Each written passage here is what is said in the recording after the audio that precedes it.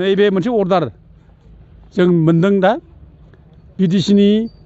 रिन्टु Chandra Boro' ACS बिथाङा order होनाय जायफ्रा बे जायगायाव थानो मोना जायफ्रा बे जायगानि माने माबा गैया कन्स्टिटिउसना बिसोरखौ एलाउ खालामाखै 6 शेड्युल एरिया बे 6 शेड्युल एरियानि बेरेखा मारै बे अर्डारखौ बोरै होखो गरखाफोरनो माने सार्टिफिकेट होनायनि सार्टिफिकेट बे सार्टिफिकेटखौ बिटिसिआ होगोन आरो बेखौ होब्लानो गासिबो लेन्ड डेभेलपमेन्ट सेटेलमेन्ट हा मोनजोबगोन बेबायदि अर्डार मोनसे होदों आरोखि दुखुनांथाव ट्राइबेल बेल्ट ब्लकनि बारैबो बे 6 शेड्युल एरियायाव नोङो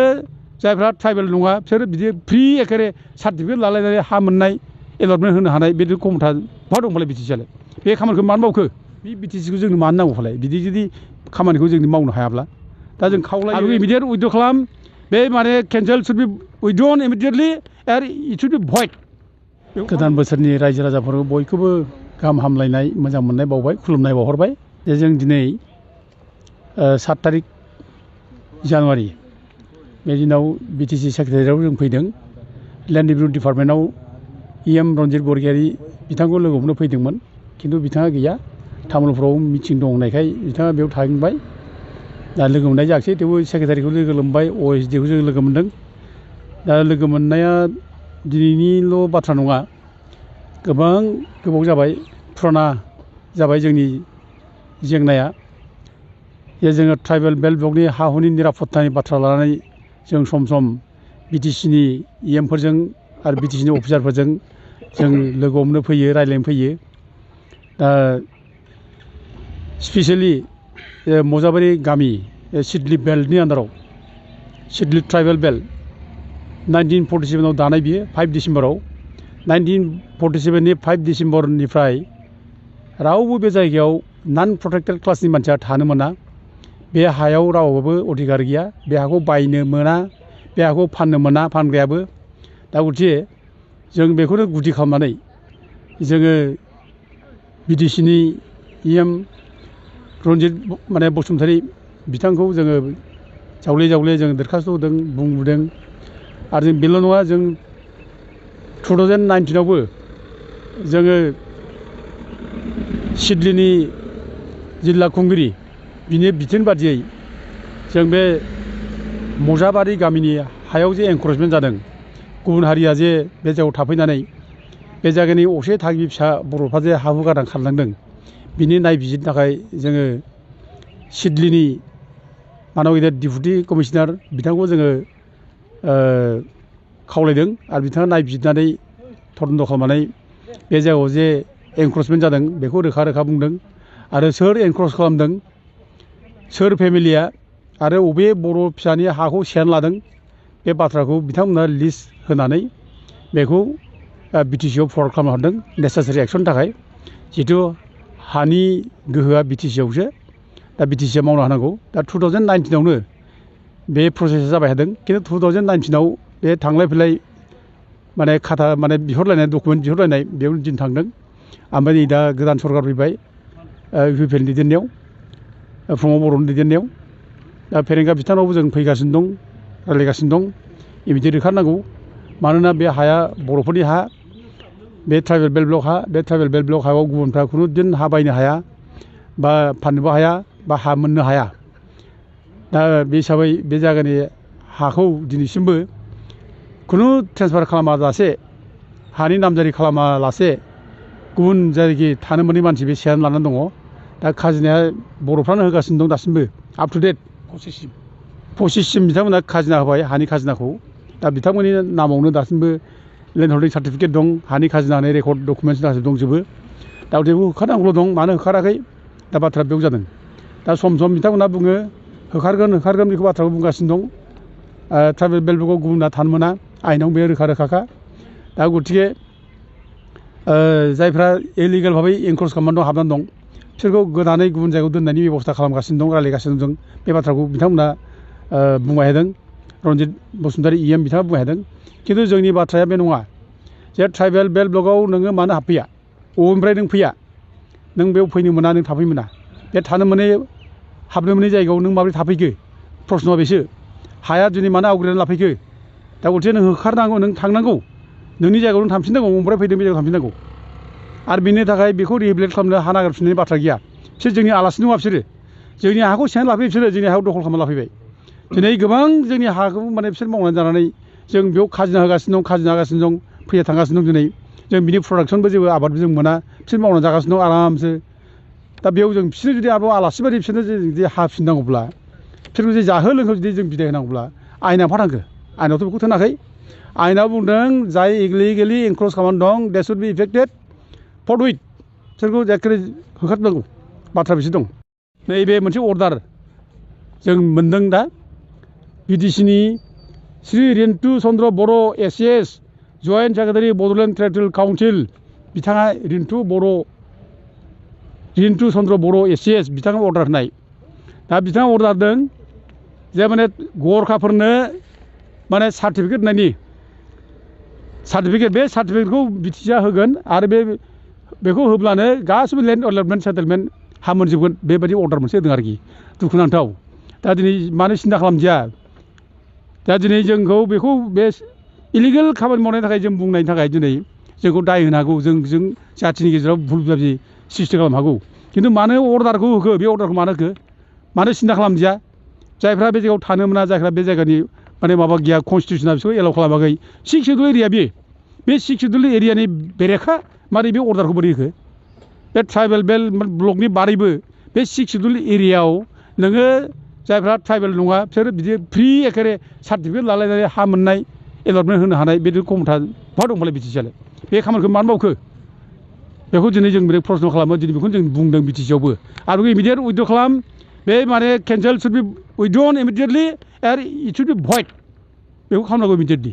बेखौ दाबि खालामो आरो लोगोसे मोनसे खोथाबाव जे नेपालिफोरखौ ग्रेजार जायनाखि आबाद मावनानै जाग्रा मोसौ फिसिनानै जाग्रा नेपालिफोर बिसोरनो माने प्रटेक्टेड क्लासखौ होनाय जादोंमोन ट्राइबेल बेल्ट ब्लकआव खिन्थु बिसोरनो प्रटेक्टेड क्लास होनायखौबो आरोबाव नै माबायाव 1949-24 आगस्टआव 1949-24 आगस्ट बेयाव बिनि नटिफिकेसन नाम्बारा जाहैबाय RSD 28/47/43 बे नटिफिकेसननि गेजेरजों बे नेपालि ग्रेजुवेटफोरखौबो आरोबाव केन्सेल खालामदों बिसोरो ट्राइबेल बेल्ट ब्लकआव बिसोरो प्रटेक्टेड क्लास नङा होनना बुंदों बेयाव होदों RSD number 28/47/43 dated 24 August 1949 are hereby and henceforth excluded from the list of protected classes होनना बुंदों आरोखि बिसोर प्रटेक्टेड क्लास नंला होनदों दा दिनै गतिके दिनै बेफोरखौ बिसार खालामा मुवानो दिनै बिसोरखौ जेनेरिक टार्माव गरखा होनानै सार्टिफिकेट होनानै बिसोरनो हा होनो हानायनि अधिकार बे बिटिसिनि अफिसारफ्रा बोरै मोनखो बोरै बे अर्डारखौ होखो जों दिनै प्रश्न खालामो आरो बेखौ इमिडियेटलि उइथड्र खालामना लानांगौ दा जों बेखौ हमगासिनो दं आरो दिनै 2019आव आरोबाव अनारेबल हाइकर्टआ अर्डार होबावदों जे बेल्ट ब्लकआव इसिबां इलिगेल भाबै एनक्रच खालामनानै दं हाबनानै दं जिसिबां इलिगेल थानो मानसि दं बेयाव बेफोरनिफ्राय होखारजोबनांगौ होननाय अर्डार मोनसे दङ दा बे अर्डारखौ मावफुंनांगौ दा जों बेखौसो बिटिसि सरकारखौ बुंगासिनो थादों जे होखारजोबदों गासिबो मानो होखाराखै दिनैसिमलाय हाइकर्टआबो जेराव अर्डार होबाय मानो होखाराखै आरो बे बिटिसि सरकारा सोरनि बिटिसि सरकाराथ' जोंनिनो जोंनो गोबां जिउ दान होनानै गोबां माने भुगिनांनानै दिनै गोबां सेक्रिफाइसनाव बे बिटिसि दानाय बे बिटिसि सरकारा गावनि बर' फिसानि जुदि मावनो हायाब्ला नों बे गोरिब गुन्द्रा बर' फिसानो मावनो हायाब्ला मानि थाखाय सरकार बिलाइ सोरनि सरकार बिलाइ जोङो बे अखल बे जों बे प्रमद बर' दैदेननाय इउपिपिएल सरकारखौ जों बुङाखै बिनि सिगांनि सरकार हाग्रामा सरकारावबो जों बुंदों आन्दलन खालामदों जोङो दा दिनै जों आन्दलन खालामनायनिफ्राय दिनै बे ट्राइबेल बेल्ट ब्लकनि जायनाखि जेंना इसु दा दिनै बे गोथां जानानै फैबाय नङाबा थैबायमोन बेयो रावबो मख'लामोन दा गोथां जाबाय बै समाव जों आन्दलन खालामदों बै समाव फाइल प्रसेस खालामदों बै समाव 2019आवनो जोङो माने इभिक्सननि मोनसे फाइल स्टार्ट जादों खिन्थु माने इभिक्सनल' जायाखै दा दिनै बे फाइलानो दिनै बेयाव आरो दिनै बे थाबथागासिनो दं